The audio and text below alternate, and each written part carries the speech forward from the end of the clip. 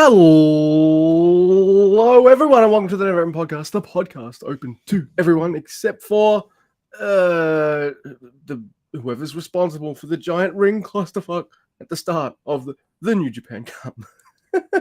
My name is Luke. I'm your host of the Never Open Podcast. Yes, that's what I said. And with me, as always, is Mr. Andy. Say hello, Mr. Andy. Hello, Mr. Andy, and hello, Luke. And yeah, you can't like track down an extra ring post. Like, I guess does New Japan have heat with all the other promotions, and they were like, "Fuck you, dude, we're running." We don't have an extra ring post. Yeah. Come on, man, it's wild.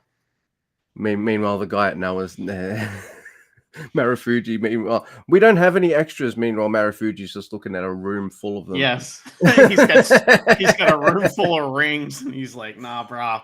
But I think what happened was the ring broke like as they were getting ready to let people in, though. So what are you gonna do? But we'll talk about what all that is and everything. Yes, we will. So, we planned on having two shows to talk about, listeners. Obviously, the 53rd anniversary of New Japan Pro Wrestling and the first night of the New Japan Cup. One of those things didn't happen. And the birds are going nuts for it. So, so I guess we're only talking about the 55th anniversary of New Japan Pro Wrestling. But there are ways that people can contact or interact with us, all that kind of stuff if they wish to. We are on the Blue Skies. You can look us up there. Never Open Podcast. Go do that. We don't post there that much yet, but we're there. It's where we're posting our wrestling stuff. So do that at Never Open Podcast, whoever that works. Just type that in Blue Sky. You'll get it.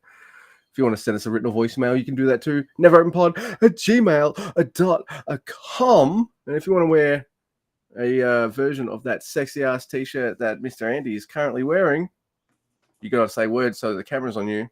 That's all right. You keep talking. They'll see it. They'll see it. They'll see it throughout the show. That is true. You can do that. We have a Teespring store. So send us some Monet. Oh, man, I am so rusty. I'm just so keen to talk about New Japan. Because we don't do Twitter anymore. It's fucking killed my intros. I got to work out how to do it again. We're also on YouTube. Come see us on there. Never Open Podcast. Give us a like and share and subscribe. All that kind of stuff. It all helps. Thank you very much. And that's the intro as it is now. Yeah. Wow. So Luke, the 53rd anniversary of Absolutely. New Japan. What's your favorite moment in the history of New Japan, Luke? My favorite moment. Mm-hmm. Jay White wins the title. I don't know. Shingo wins the world title. Something like that.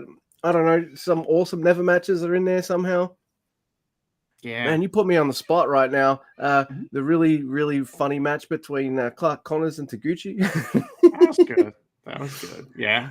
Gato versus Rocky Romero. That's always awesome too.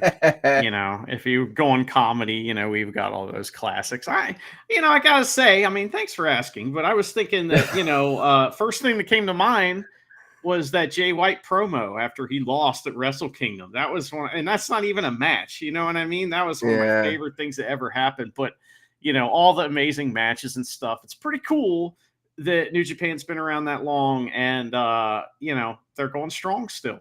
I like it. Yeah, same. So, Oh, man. 53rd anniversary. What anniversary was it when we started? They weren't even 50 years old yet. No. I was thinking...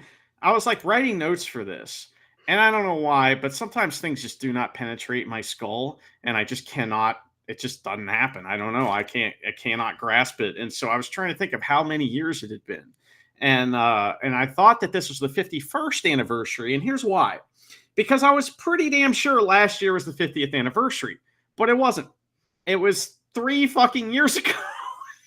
I just remember it like it was yesterday. So all you need to do is look at the website. NJPW 1972. Yeah, or I could do some simple math. 2025 minus 1972. So. But that's too easy. But the show's at Oda City Gymnasium, and Luke, that is one of the venues that when I first started watching New Japan, I always recognized because it's got that cool those bleachers and the like stripes across the room, and it looks so cool. Yeah. And that's always been one of those places where if I see that, before I even knew what New Japan was, but if I saw that, I knew what it was. You know what I mean? I knew where they were at, and I don't know. It's just kind of a visual memory. But we do have a returning gentleman on commentary, and I could only stand it for like a little while. But it's Chris Charlton and Walker Texas Stewart on the call. Yay! Walker's back. Chris is there too. Oh man, I don't dislike him. He's there to translate stuff. By the way, before the show, there is a bit of a 10 bell tribute salute thing to two wrestlers, Grant Hamada and Osamu Nishimura. So they both have passed away in recent times. And Tiger Mask had the Grant Hamada framed photo, and Tanahashi had the Nishimura one. So yeah, that was nice. 10 bell salute. You had a whole bunch of Hontai and other people there around the ring too. So yeah, that was that's it for pre-showish kind of stuff. And yeah, let's get into it. We got Alpha Tasmo coming out. He cuts a promo, and he says something which I know Mr. Andy's probably not really happy with. He makes a bald person's joke. You know, I don't really like this gimmick very much. It's like, I mean, baldism aside, I don't really like the ELP is saying all the words, but Jada only says 2 words. And so it's like, it's an okay joke, but how many times we're going to do this every time now with this open challenge thing, which, Yeah, we're definitely going to milk it. And open challenge to me in New Japan anyway just means, all right, we don't have a storyline for you yet, so we'll just have you face some randos for you to rack up some wins or something. Sure, I don't know. Absolutely, yeah. Why? Because most of his opponents are in the New Japan Cup, so What when someone's doing an open challenge, that it's going to happen more than once. You know what I mean? And they're going to keep winning, right? That's kind of like, but I was really happy with who this was. Yeah, me too. Because he gets a title shot. Who is it? Excuse me. Oh, wow. I'm so excited. I've got gas over it. Mr. Wato answers the call. So yes, everyone, it is a television title match. It is Master Wato versus El Phantasmo for the television title. And I think El Phantasmo's taking a little chill, a little easy until he gets until there's an early Vendaval attempt by Wato, and El Phantasmo's like, shit, I better start fucking wrestling here. El Phantasmo, he takes like this gnarly looking bulldog bump, the ones he kind of takes with his noggin. Yeah. And the ones that make me go, like, I only do those every so often. Please don't do those every show. They look a little bit too, I don't know. If you're safe doing it, fine. Yeah. He knows what he's doing. There's a receipt of Mente for 2 as well. And there's a moment where, all right. So you wouldn't have thought twice about it a while ago because El Phantasmo was a junior, but he's been a heavy for a while now. And just seeing him just put a back waist lock on Wato and just doing a German on the small dude. Like it looks like you could have Brock Lesnar fucking Wato into the stratosphere.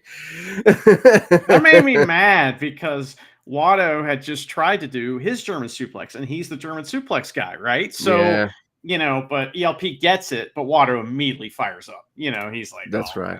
That's sudden death, Yeah, there's a sudden death as well, but there's a Vendaval again. There's like this handspring lariat burning hammer for 2 by El Phantasmo. There's only one part of this match I don't particularly like. I like the move, but I think you got to save this for finishes because the move's awesome, and that's Wato's high ankle German suplex. If he's hitting that, I want to see a 3, please. Thank you. That's on it. A heavyweight. That's why. Yeah, I know what you're saying, but that's why. That's the the kayfabe reason, because it's a heavy. I know, but like one I can just imagine like 1 week before Driller turns heavy.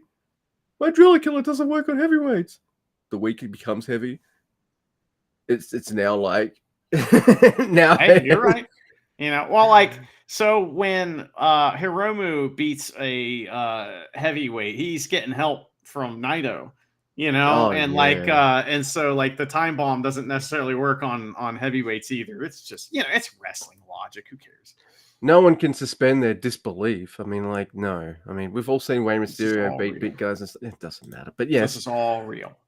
I know. That was the only part that really annoyed me because to me, that is like an Anali finisher that should be a fucking, a 3.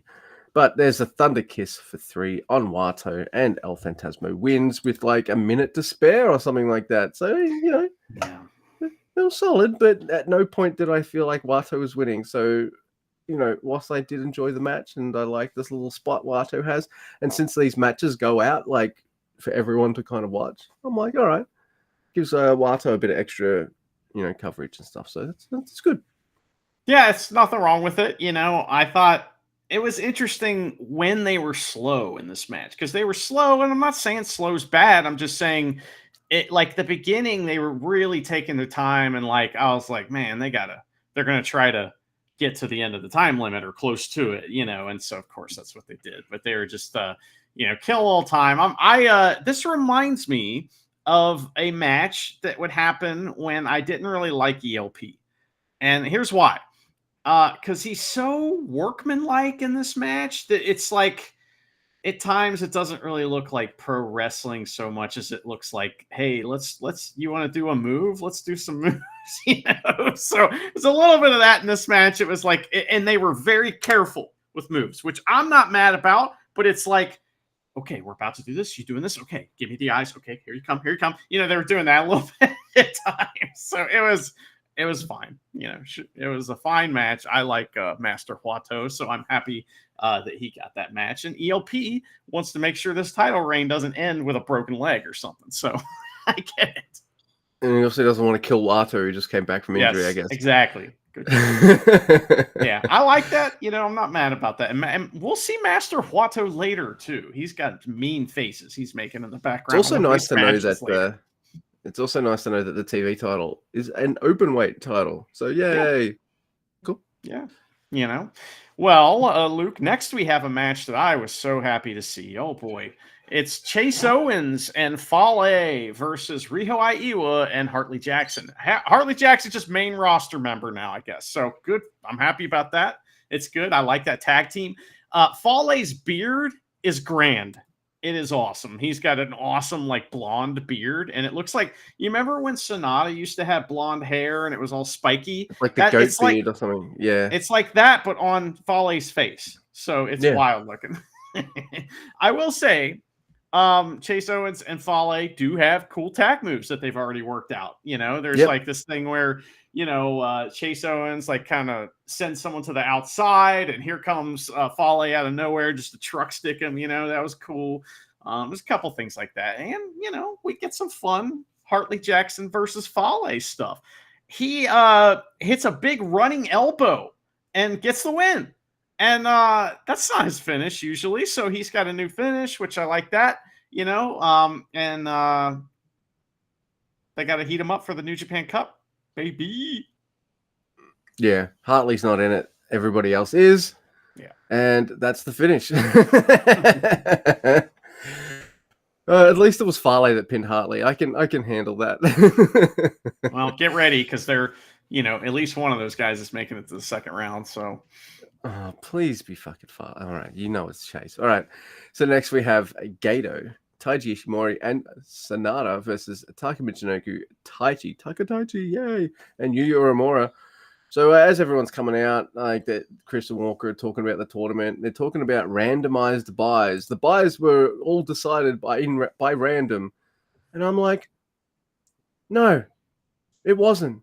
Don't try and tell me that, because I know that Gato's back there with a fucking chart like he's fucking Charlie Day in Always Sunny, going, all right, now this is what this happens here. This is what happens here. This is what happens. Someone gets injured here. Here. But a lot more streamlined because it's not round robin. It's elimination. So it's a little less work, but still. And it's not Charlie work. It's Gato work, which is much more. It's like it's a higher echelon of work. That's right. Who gets Charlie work in New Japan? Well, it used to be Hanma, and Marty. So, but I don't know, man.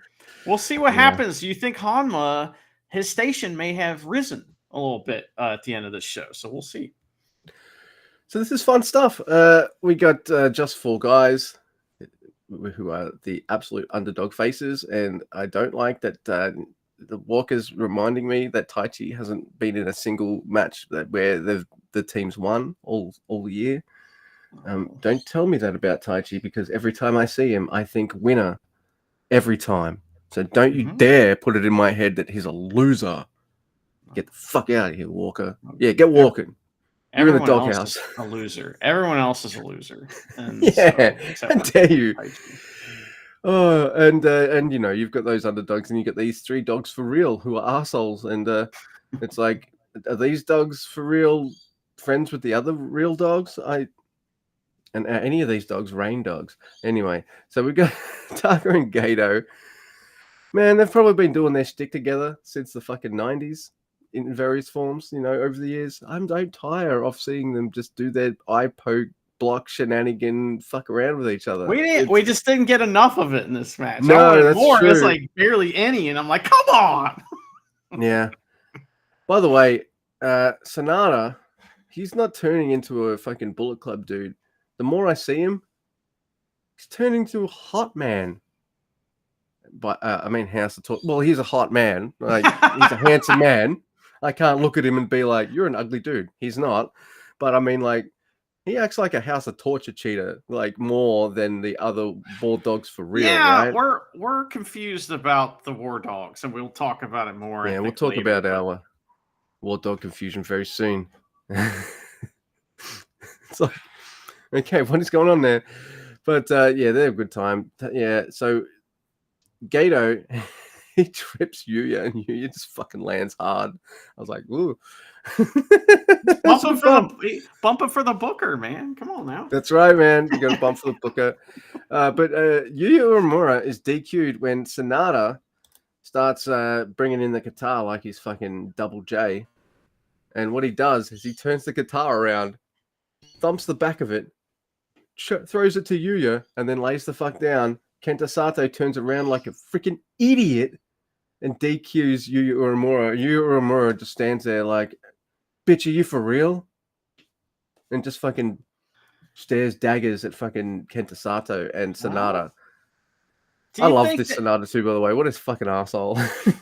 He's pulling the Eddie Guerrero thing, and now they got to do it back to him, and it's going to be fun. This is what we want from this feud, is the DQs, you know, and the goofy ways to end the matches. I'm just concerned a little bit here because, I mean, we got a couple of things to be concerned about, but one of them is that referee Marty Asami is, I don't know, somebody might be hot on his tails because Kenta Sato is inserted himself into this as a storyline character in this match. And so he is going to be the ref of all the matches between these guys. You know it. And it's going to be funny every time. And I like him. I know that he's entertaining, but I'm suspicious of him, you know, so. Yeah. And, you know, like, I'm not ready for Marty to lose that spot unless we get it main event Marty. But yeah, you know, Red Shoes ain't going fucking anywhere. Red Shoes gonna be 100 years old. Look how old was Tiger Hattori when he retired from being a ref? That was so funny. I love Red Shoes is just like, fucking hell, I'm 60 years old. Can you retire? I want to do some main events, motherfucker. Yeah. I've been training for this my whole life. I'm overtrained. I'm overqualified for this job. Get out of here, Tiger. Fucking hell. There's a funny part in this match where for some reason everyone's getting paired up, you know, and it seems like it's Sonata versus Yuya. I guess that's maybe a first round matchup in the New Japan Cup. Yeah. But we have Taichi versus Ishimori. And they're like running the ropes and shit, and like Taichi's fucking about to kill Ishimori with a big axe bomber, and Ishimori wants nothing to do with that. He Rikishi bumps, but he does not. He bails so early. It's hilarious. Like Taichi's arm came nowhere near. I mean, he just goes flipping off nowhere. Ishimori is just like, look, I'm not in a storyline right now. I'm just here to fill in for preview tags for Sonata over here because I'm the only heel junior left in Bullet Club because everyone else has turned themselves face. That was pretty cool. Well, yeah. Next week we have Gabe Kidd and Dan Maloney versus Ren Narita and Kanemaru, who, by the way, I hate a lot of people. I don't even hate Kanemaru as much as I used to because there's so many other people to hate. You know, it's like fucking anyway. By the way, I do like his silver big match boots though that he's wearing because they are Yeah. like, man, they are unbelievable. And so here, Hot is in the ring, they're hanging out, and all of a sudden, some masked men attack Hot, and it's a tremendous variation on the Kanemaru Gambit here, where it's Gabe Kidd and Dan Maloney. I like this a lot. It reminds me of the Shield, but in a good way. You know what I mean? It's Yeah. like this is like the good part of babyface Shield stuff, and I hope they steal a bunch of that stuff and come up with a big double finisher and stuff. That'll be fun. So I really like that. Now, Kidd and Maloney are faces here, and they're running around getting the crowd into it. They are baby faces it gets. So it's surprising because it's surreal, they're still coming out the dogs for real. It's like, so this storyline is up in the air as to what's going on here. And we were talking about it before we start recording, and I'm not trying to poo-poo it, but it is the only story that they can tell in Bullet Club, isn't it? It's like, it's either somebody gets like surprise kicked out, or there's some other conflict between people in Bullet Club. It's weird. I think two major things happened in Bullet Club that has made them have to redress things, and neither of them, I think, are intentional. The first, Jake Lee gets injured. Okay, well, we need to address that. All right, so now get your ass in Bullet Club. But I want to be with Taichi. Yeah, you were with Taichi for a year. Now get the fucking Bullet Club. Okay. Well, and so Dan Maloney getting pushed to heavyweight is probably because of that as well. Three things then. Mm-hmm. Because not only that, you've also got Gabe Kidd, by not even meaning to, has turned himself face. No one wants to boo him because he comes out with the lion mark during the Kenny Omega match and just crushes it. And now no one wants to boo this man. They want to see him kill people, yes, but they don't want to boo him either. I'm not convinced it wasn't the plan the whole time, but so I guess if they can get some of their young boys over big time, they're gonna take those opportunities. You're right, and they've been pretty fluid with all this new crop. As I mentioned a couple of episodes ago, right? If they're not working, shave their heads off and bring them back. If they are working, fucking push that now. Push it. Poor Great O'Khan. He came around before all this stuff. So I like him and Wato a little bit lost in the shuffle. I mean, I know Wato got his best of Super Junior win. That's fantastic. And then he's gonna be in the finals injured, right? Too. So I hope so. But Great O'Khan also debuted during fucking the pandemic, and you do get that feeling a little bit of what about me? It isn't fair. I was making the point that they came around before the desperation to get guys over came, where like half the roster left. So that's kind of what, just to your point before. But we are still in this match here. Kidd and Maloney, they fight into the crowd, go up into the bleachers, and Kenta Sato, I have to say something else nice about him. I don't like it. Instead of standing in the ring and yelling at him, he does the right thing. He follows them into the crowd. That's how you get it out of the count out, is the ref walks into the crowd. We see a couple second floor load-bearing skeletons just hanging out. Yeah. That's good times. That made me happy. So, and all these guys are threatening to do, like kill each other by throwing them out over this like entrance tunnel. The camera guys go all the way up to the second level. And not only that, but they get behind the wrestlers and point down the steps. So they're further out than the wrestlers even are. It's great. So, oh man, and Gabe Kidd, like they're finally making it over to the ring area. Gabe Kidd picks up the push-up bra, and the crowd just goes nuts chanting his name, but he just throws it away. That's for later. Did you notice something about the push-up bra now? What's that? It's a new one because Jeff Cobb broke the fuck out of it. Right. Yeah. And it says House of Torture on it. Okay. So it's branding. Who's else? It's native metal now, apparently. Oh, you think they sell those? That'd be great. Like a little keychain. It's a little baby one. That'd be fun. Oh my god, I would buy a little keychain House of Torture push-up bra. Oh my god, I want a push-up bra. Come on, Come on. Well, gotta get these boobs fucking strapped. So he throws down the push-up bra. Gabe Kidd does, and then the crowd just starts barking. They're barking. And they send House of Torture into the ring. House of Torture run away, and we're about to get a count out because that's when the bell rings. And we're about to get a count out, and Gabe Kidd runs out of the ring, double count out. After the match, they all brawl to the back. It's an effective, thing. It's effective. I don't know why we got more crowd brawling in later matches that was like very similar, but this was effective. I liked it. Ken Asano keeping control, a blind DQ, and then a count out. But wow, man, good reffing. But no, this is fun. In Driller, I like that Ren Narita and Gabe Kidd, they fight to the back, but the Young Lions try to stop both men from fighting, and Driller just shoves the Young Lions back down. He's like, "No, let them fight." Right? Yeah, that's great. I like that a lot. I also liked their all black gear. It looked clean. If they were heels, it would have looked dirty, kind of. You know what I mean? It's like it looked very clean and like I said, it was giving me the Shield vibes in a good way. They also announced now that Sakura Genesis is going to be a show, and it will happen, and the Fury will be fatal. So someone's dying at Sakura Genesis. Sorry. Flower poisoning, big time.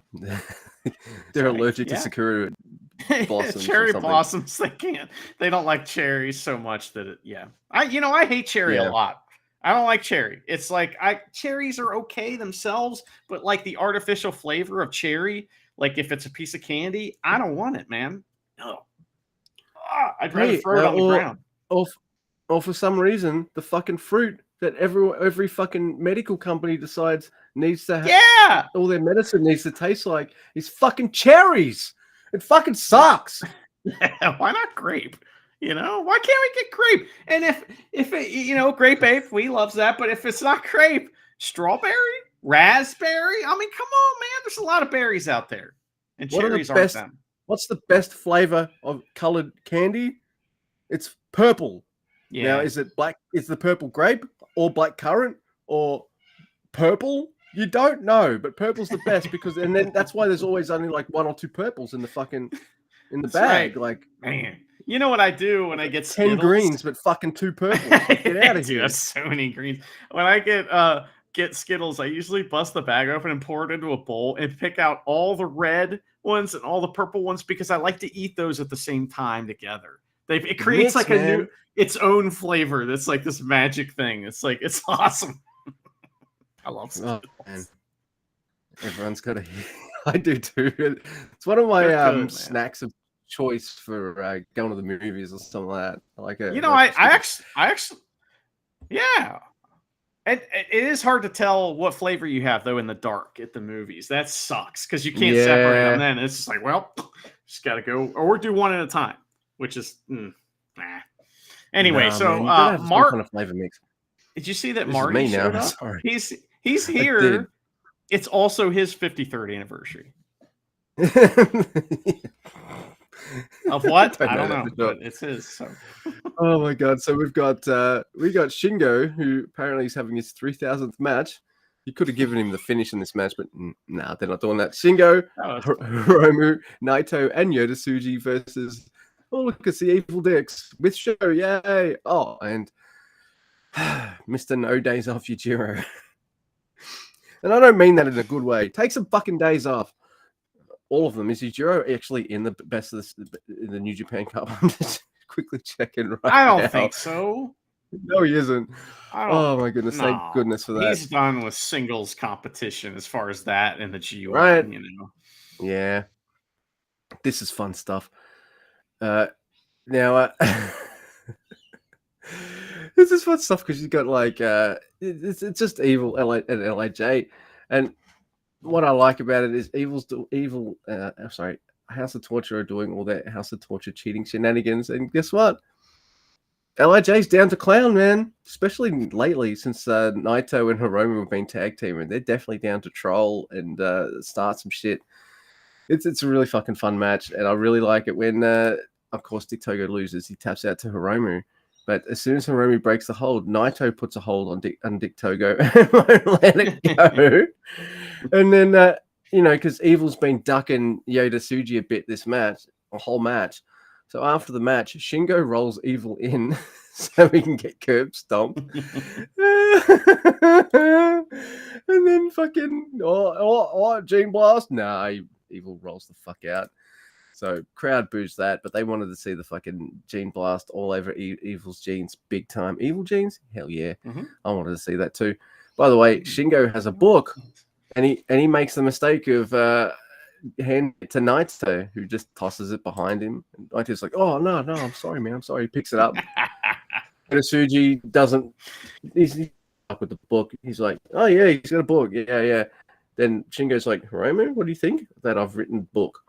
And Hiromu's like, "This is a great book." Sticks it down his pants, and Shingo's like, "Okay." Yeah.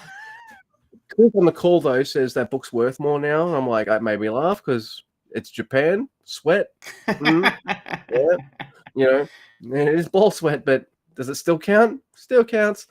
And then and Hiromu, with what makes me laugh the most the whole fucking night, hands the book to Milano Collection, who's on commentary, and Milano's just holding it up with his fingers going, "Ugh." He doesn't want it. Well, he wanted it at the beginning of the match. They gave it to him, and then House of Torture stole it from him, and he was like, "Oh, fuck. Not only have they stolen my favorite book, but it's Evil. The guy who did it. It's fucking Evil." And Milano and Evil obviously have the man who history. betrayed me.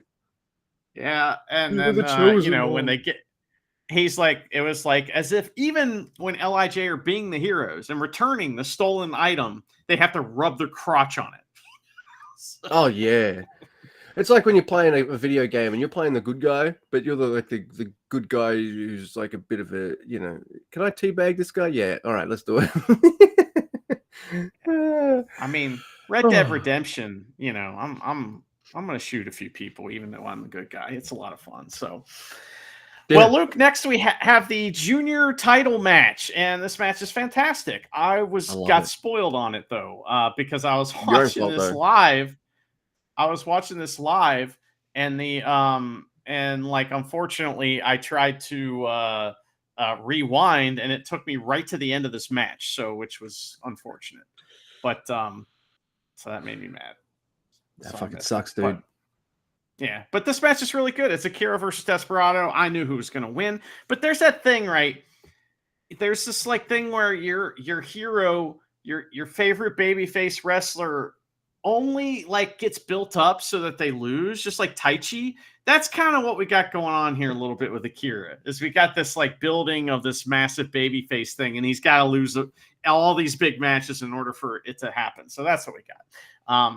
You know, there also is some crazy tirade by commentary about how Goto is in Italy, and that means that this is, I don't know. I switched to Japanese at that point because I couldn't handle it anymore. I thought you might, because you posted a bit of a clip of yourself on the Blue Skies, and your face in front of the camera, and it's Chris talking about Goto, and Akira's in the ring. It's like, Goto's not here. Goto's not here for this. You check that out on Drusiva's Blue Sky, but yeah, he's not in this match. So I don't know why he was getting mentioned, but you know, it's Goto's world. I'm just living in it. So now Desperado gets a shoulder tackle, and Akira doesn't give a fuck. He's up and ready. He's like, "Fuck you." So it's chops, and then more chops. Akira tries a dive, and it's great. Like Desperado ducks underneath and then uses Milano's phone to attack Akira. Milano's getting all his shit in tonight. So that was fun.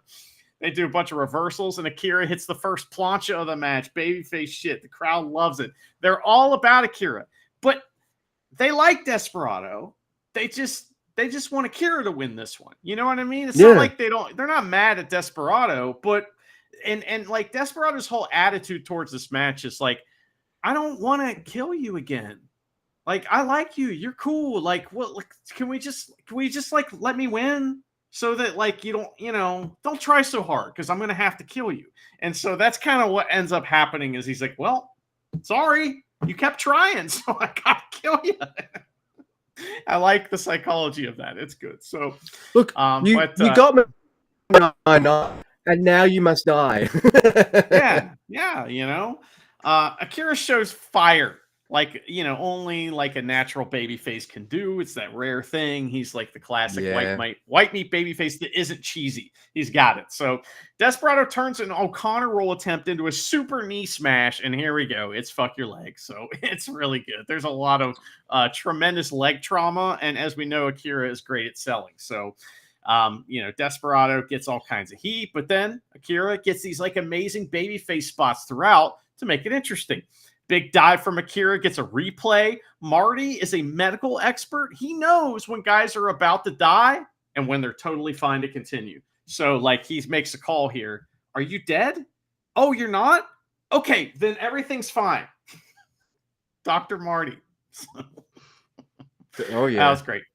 We almost get Dr. a double Marty count performing out. triage right there. Yeah, that's right. You're checking in. So after the we get a big dive, and there's almost a count out, but Desperado gets in at 19, and he's met with a corner moonsault from Akira, which is not something I've ever seen him do before. It's like he like bounced. I don't know. It was kind of different than I've seen It him was do. fucking awesome. Yeah. They do like super dope reversals here. It's great, and Marty gets on fire. He's getting those 2 counts in, and they're so well timed. It's really really good reffing on this show up to this point. Numero dos out of nowhere, and Desperado goes about collecting limbs, but he can't get them all. And we get an Italian destroyer from a. Is that spaghetti destroyer? What is it called? I don't know. It's like some kind of, brioche destroyer or something like that. But Yeah. and after that, that's a big double down. And then they struggle to get more offense, because I don't know what I'm trying to say here, but there's a big roll through double stomp from Akira, surprise speed fire knees or whatever, or no, speed fire for 2. Desperado hits a bunch of power moves for 2, and then he gets the super double knee smash, collects all of Akira's limbs while in numero dos. He even gets a spine buster while they're in the hold somehow, and it's like, what is this? Shit is awesome. Yeah. And then they're both like they're both out of gas here. They can't. It's like they're almost so tired. Akira's trying to hit big strikes, but they're not doing anything. And then surprise fireball knees, and he lands on his feet after a pinche loco attempt, hits the knees, fires up, but sorry, bro, fuck your leg. And Akira fights back really hard. He gets a big lariat, like a heavyweight thing at one point. Big time fireball knees again for 2. German suplex, but Akira fires up. He wants to finish this match, but Desperado ducks the knees. There's a bunch of great near falls here at the end. Akira gets the kick out of the Pinche Loco once, all right, but in the end, he Pinche gives up because Desperado unfortunately has collected all of his limbs, and Marty has to save Akira from getting all of his bones broken because he knows now this man's about to die. Oh yeah. Yeah, like I didn't have your experience watching this, so I was on the edge of my seat rooting for Akira the whole time. They did an absolutely amazing job making me believe, whilst also in the back of my brain, I'm like, they're not doing this with Akira right now, are they? They want to put some stability on this belt. Despy will have it for a while, I think. But they made me believe, he got his arms all rope. I really like the part where he's going for a fireball and he falls over because his legs fucked as well. Just awesome selling. 25 years old. God, I don't know shit about being a professional wrestler myself, but I know what I like. And one thing that gets me to notice a dude is just how good they take moves and sell. That's how we got into Doki, isn't it? Yeah, man. He's just jobbing all the time. Yeah, but look at him bump, man. It's fucking awesome. Yeah. This match was great. Dude, he powers out of a numero dos to hit a fucking Roman destroyer. There you go. I like that. Yeah, that's way better. There we go. That's better than spaghetti destroyer. Yeah. All right. So, oh man, it's fucking cool. And I like Akira. He's got this lightness. He's a light looking dude. So, I don't know. Maybe that's why Despy can be like, hey, we can try this move while you're in this because, you weigh less than the guy from the Never Ending Podcast. Let's do it. Why not? Yeah, dude, this match is awesome. These two are magic together. I want more. That's another reason you don't want to have Akira win yet, right? You want their story to continue, and the story is this guy just can't beat. I know it's sort of the Doki thing, but it's not because oh man, that's that first match where he just would not give up and all that. And now, like, it doesn't matter what alignment Despy is, he fucking hates El Desperado for life. Hate you, I beat you, I fucking hate you. And apparently Desperado didn't even mention him in Fantastica Mania comments or anything like that. Never talked about him, never mentioned him, That's all funny. that kind of shit. So That's all great. this extra disrespect. Yeah. So, and that's definitely going to fire up Francesco Akira. Absolutely, for sure. I thought this match was fucking wonderful. And it's the match of the night. By far, hands down, should have been the main event. Would you like to see, now, I'm not advocating for this, just an idea, but we've seen like Akira get into something like this before. And would you like to see these guys do like a hardcore match to like blow off, because that is the story of how Doki got over. So now I'm stealing that from the Doki story, but it's like, man, it'd be pretty cool to see that as part of the blow off. We'll see. Look, I have seen a million Bullet Club versus Bullet Club stories, right? And I don't like them, and I'm pretty sure I'm going to like this one too because I like Gabe Kidd, I like all the boys involved, right?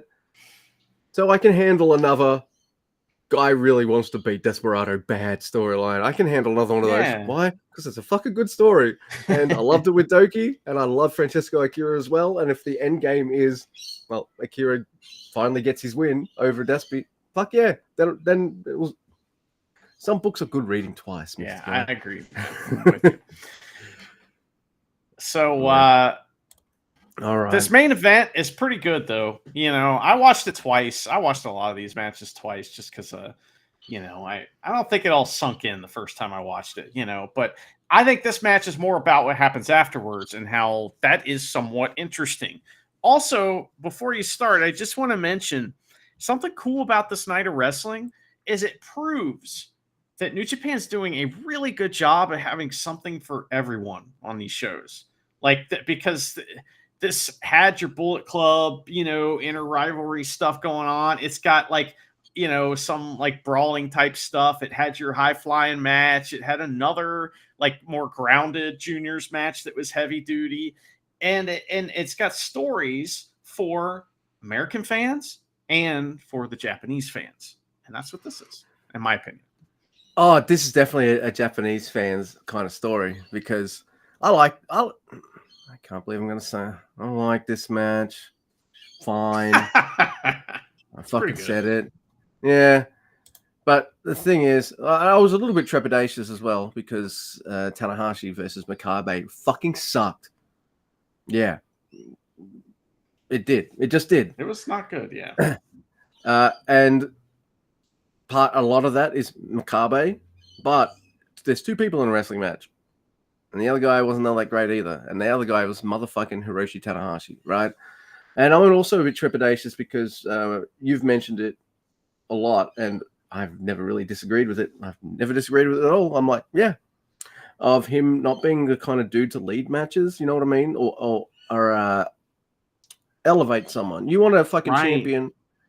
You want the Ric Flair kind of champion, right? Going around to the territories and making your local boy look like he's the fucking biggest rock star in the world. Even though Ric Flair's going to win. That kind of thing. We had that with Zack Sabre Jr. just now. We've had that with other champions in New Japan as well. I don't think Goto's that dude. And yet somehow I was really entertained with this match. Might have to eat my words on that eventually, because granted, the match versus Makabe, I don't think Tanahashi put much effort into that. You know what I mean? He just was kind of like, we got to do this, and it was terrible. This match is a main event, and what's going to happen after he's got personal stake in. So he's motivated. Goto is very motivated, and together they come up with something pretty awesome. So I don't know if that hurts my theory or helps it, but it might hurt it a little bit. So look. You could have this. I don't think there's. I know it's all scripted, but I don't think there's anything in pro wrestling that's going to motivate you more than being like, "Hey, we're giving you a title. Which one? The fucking title. You know the one. Really? Oh fuck!" And that means more eyes on you. A game.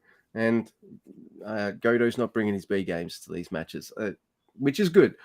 And it's the only thing is, I think he's still lame, and I don't really care. he apparently his reign is going to be defined by he loves to beat up old guys. Yeah, what is this? A fucking? Because he likes to beat up this old guy, and there's another old guy he wants to beat up. I can just imagine too, like so. Tanahashi getting off the fucking phone with Marufuji, and he's just like, "Oh, you want to give me another ring post and some ropes? Oh, fine. Here's what I'm gonna do then. I'm gonna steal your old man beats everyone storyline."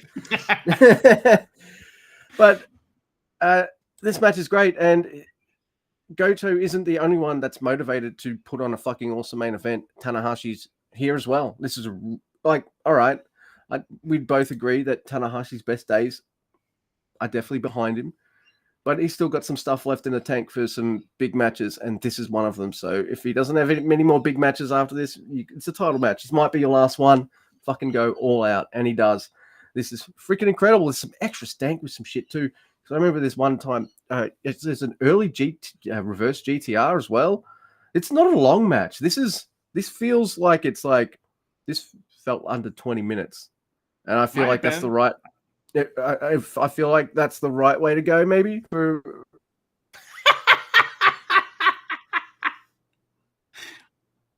Goto versus Tanahashi, Yeah, because 2025. He gets tired. Mm-hmm. You know, no, Tanahashi. No, he gets letharged. He's lethargic, not tired. He's never tired. He's sleepy, not tired. He's just resting his eyes, dude. Come on, he's resting his body. Right. That's all he's doing. He's not tired. He's just resting his body. That's and there's a bit of extra stank with a lot of Tanahashi's moves too. Like it's early sling blade. He just like puts the arm and just kind of does this extra kind of fucking slam down right near the end. You see that on occasion. Other times it's like you're flying in, boom, he's down. It's just like fucking. I'm like, all right, they're gonna cut. Yeah, and they fucking do too. These two beat the fucking shit out of each other. I guess if you're gonna put Goto as the champion, I guess what you're gonna get is in your heavyweight title matches isn't going to be the usual New Japan world title heavyweight kind of style match. And again, it's essentially never style matches, and I'm not gonna shit on that, even when it's Goto doing them, because I fucking love never shit. And this was awesome. These two fucking beat each other up. It's awesome looking Shotokan on fucking Tanahashi as well. Like he's putting some extra stank on the boss too. So it's not. You're right. It's more than the title. These guys want to fucking lead something, don't they? And oh man, I just had a really good time. We get a high fly flow attempt as well. Tanahashi, of course, he's going to get close. He always does. But the Goto revolution is still revolutionizing, I guess, because we get the GTR 1, 2, 3. And Goto retains. I think it's it is the first time he's retained his title. So there, and it's the first time he's beaten Tanahashi in a world title match. So there's that as well. So the video package before this was great. Who is he revolting against? You. Young people? Me. It is me, isn't it? Is that what it is? He's like, we are old as fuck, and we're the old guys. I don't get it. Yeah. But this match is great. Tanahashi looks like fucking Ricky Steamboat in this match compared to the Makabe match, like we talked about. But it's like, I enjoyed the match a lot. Tanahashi was like, he had a problem in this match, is that he wants to be asshole Tanahashi, but he can't do that here because they're trying to build something. This is a match about respect, right? And about it's about New Japan and the future of New Japan for, nerds basically. So, so he can't, he can't lean into the, the heel style stuff to do. So he has to put extra stank without being mean. It's more of a respect thing. So, I get it because of what happens after the match. Because, after the match, everybody starts coming out to celebrate, and you got, we forgot to mention Master Wato was ringside for this whole match with a mean face in the background behind all the action. was he? I didn't see him. Yoshihashi was out there in Goto's course. corner. I thought it was just Wado in Tanahashi's corner and Yoshihashi and Goto. But Ishii did come out later. I know that because he came out with all the Hantai guys come out, all the Chaos guys come out, and they're all like looking at each other and stuff. And basically, Tanahashi gets on the mic and gives it to Goto, like he's giving the keys to the car to Goto. And Goto, he says, listen, this ring is yours. Please take care of it. And then the very next night, the fucking ring post broke and they couldn't even have a show. Goto is a terrible leader and he's off to a bad start. Hiroshi Tanahashi, I'm my mid-40s. I'm retiring in January next year. I cannot lead this group of nerds any longer. So I will hand all of the keys to the Nerd Kingdom to guy who's my age. Yeah, but Goto's always going to bed early and all that shit. I know we're kind of like who fucking leads this group with Tanahashi retiring and fucking Okada gone. Who leads this group? I know we've spoken about it, and look, Goto's I know we don't love it, but Goto's the only one. As a leader, I'm sure all of his like decisions will be measured responses, so that's exciting, but he inherited the Nerd Kingdom. Yeah. That's not the only thing though, is that not only is that going on, Goto's the leader of Chaos, but he's also the leader of Hantai, and Hantai and Chaos are no longer a thing anymore. It's no longer team unaffiliated, Luke. It is team affiliated. They're all the same group now. So all the baby faces are going to unite. I wonder if they're going to have somebody evil that they're going to have to fight against New Japan against. Maybe we'll see. I wonder who would be a good choice for the evil person to do evil things against these nerds. He has to be tell you. Evil. Couldn't tell you. Maybe some kind of king of some sort. He lives in a house of something that nefarious things happen inside it. I don't know. Well, so Goto just got done beating up this old guy that's retiring, and he's like, you know what? Who else wants some, old guys? Yuji Nagata. I see you sitting there. Get up here.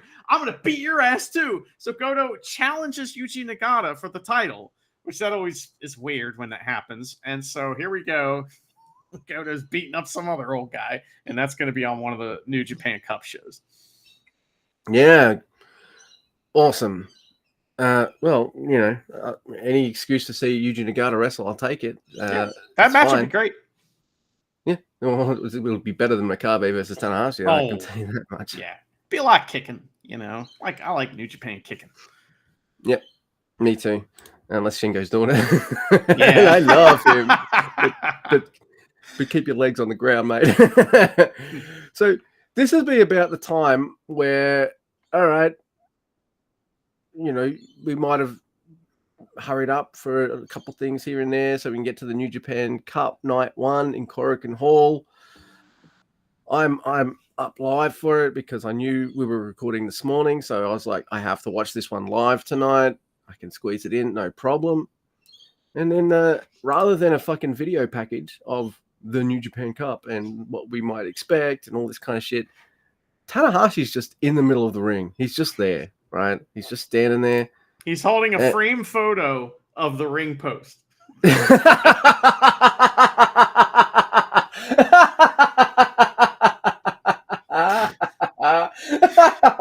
be great, right? He's weeping, Oh, fucking hell. So, look, I know we make fun of Chris, but I love him when he does the thing that I think he should be there doing most of all, because you let fucking Walker lead. I don't care how old Walker is. He's a lead commentator. Let him lead. Agreed. You give some stats, and we didn't have to hear Schmanchma this whole time, and then fucking he's back for one show, and it's all about Schmanchma again all of a sudden. Oh my god! Yeah, I know, right? It's like Booker's like, no one cares about these. Yeah, and he's right. Well, I mean, some people must do, but I don't know. When you're doing that kind of stuff, that means like you're trying to. It's not real. It's not a real sport. Everyone, it's fine. Anyway, Tanahashi comes out. He explains, "Hey, the ring fucked up about half an hour ago, and the other one's on the road. It's already at our next spot. We can't fucking recall it." Oh, okay. Not only that, I've been in New Japan for over 25 years, and this has never happened before. But it has to happen when I'm the boss. So he pretty much tells the fans straight up. By the way, I love Tanahashi for this. Straight up, takes it on the chin. Look, we fucked up, fam.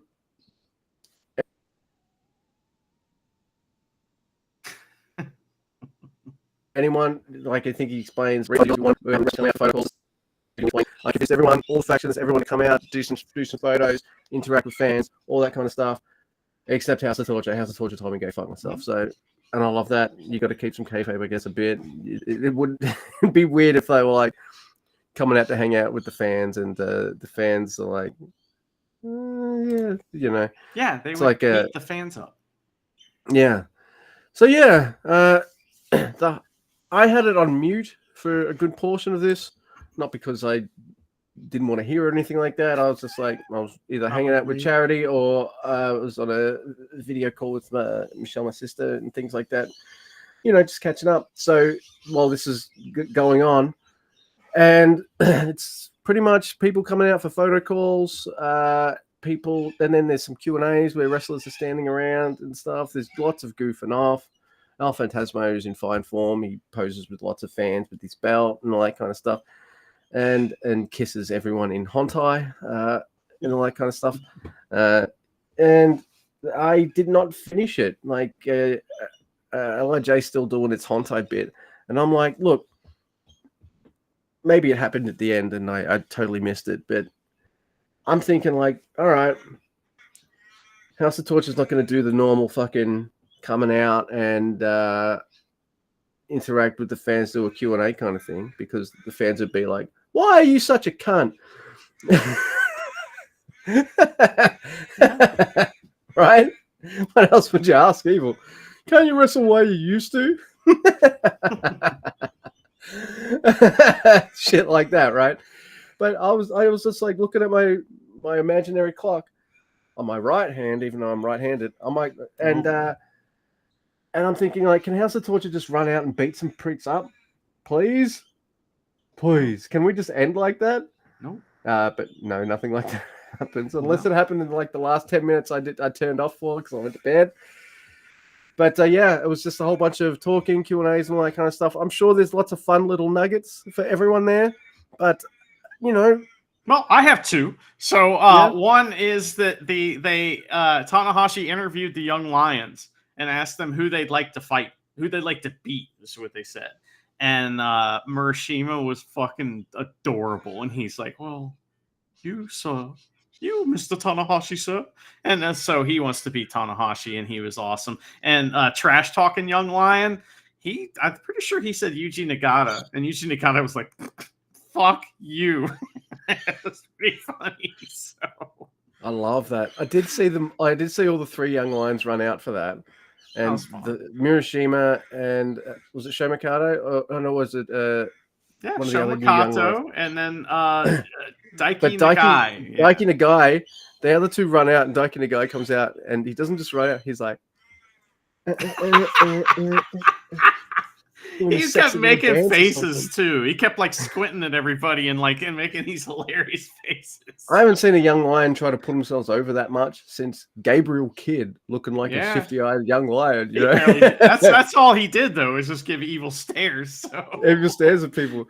He's like this on the fucking apron, going death staring at every motherfucker. So yeah.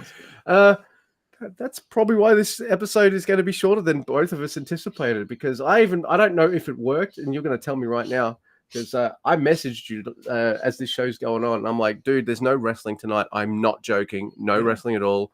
Go back to bed. So I'm hoping, like, if you didn't wake up as normal to watch anything, and that you saw my message and like,